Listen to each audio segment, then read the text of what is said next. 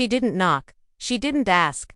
She just stormed into my driveway with a clipboard, squinting at my truck like it was some kind of criminal. "You can't have 4 cars parked here," she barked, tapping her pen like it was a weapon. "This is a violation. Your HOA fees are going up." I looked at her, calm. To calm. Inside, I was boiling.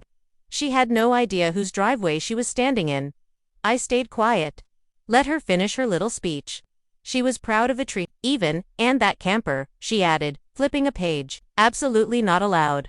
You'll be fined daily until it's removed." Her smile curled up like she'd just declared war. What she didn't know. She just walked into her own trap. She thought I was just another homeowner. Someone scared of notices and late fees.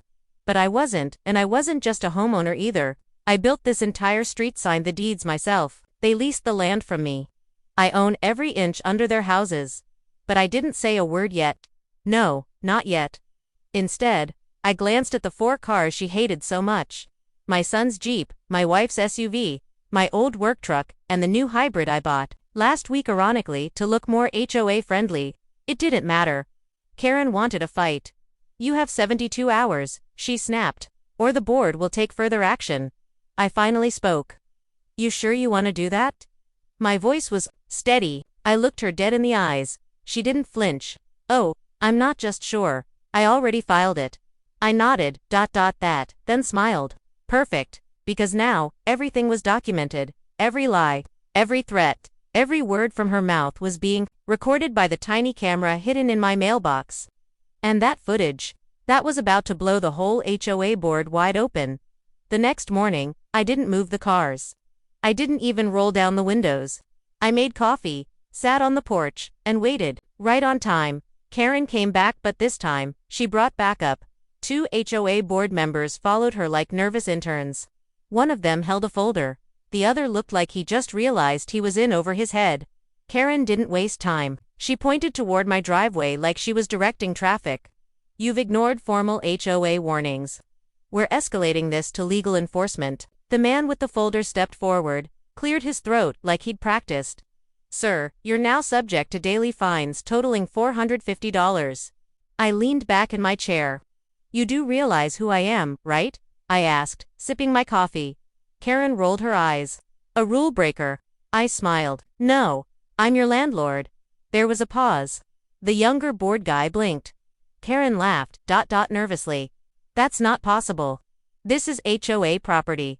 These are privately owned homes." "That's true." I nodded, "but the land beneath them, I never sold it. You all lease it from a holding company. And I own that company." Another silence. The folder guy was sweating now. He looked at Karen, then back at me. "That can't be." "It is," I said, tossing a copy of the original land survey and lease agreement on the table. "You ever wonder why your HOA's been cutting checks to Eagle Rock Holdings every quarter?" Karen picked up the papers like they were radioactive. She scanned them, face tightening. "This is fake." "Nope, county registered. You'll find the original title signed by my father, and the transfer of ownership to me 2 years ago." Then I dropped the real bomb. "Also, your so-called bylaws, the ones you keep waving in people's faces. They were never filed with the county. Your HOA isn't even legally recognized." The other 2 board members looked like they'd seen a ghost. Karen's lips parted, but no sound came out. "You raised my fees for too many cars," I said quietly, "but now you're gonna find out what happens when you tick off the man who owns the ground you're standing on." That was the moment they realized, they had built their little empire on someone else's land. Karen didn't show up for 3 days. I figured she was scrambling, digging through county records, maybe calling in a favor or 2. But I wasn't just sitting back either. I met with my lawyer, a quiet guy named Jeff, who didn't say much unless it was deadly important. "They're not just in violation," Jeff said, tapping a folder. "They're in breach of multiple lease terms. Technically, you could evict them." I raised an eyebrow. "All 96 homes?" Jeff nodded. "Legally, yes, but it'll make waves." "Good," I said. On the 4th day, Karen returned. But this time, she brought a lawyer of her own. Tall guy, fake smile, expensive suit. He tried to speak first. "We believe there's been some misunderstanding about." "No misunderstanding." I cut him off. "Your client's been charging residents illegal fees. issuing fake violations, and threatening eviction without authority. Now she's about to lose the entire subdivision. Karen tried to keep calm, but I could see her breathing faster. I walked them both over to the property marker. See this? I pointed to a small iron stake embedded in the ground. That's the original boundary marker. Everything from here to the creek, every road, every lawn, every mailboxes on my land. The lawyer tried to argue some technicality, but I showed him the county maps, lease agreement, and drone footage from 2 years ago. The footage that proved they'd expanded driveways, built a pool, and added community facilities outside their legal limits.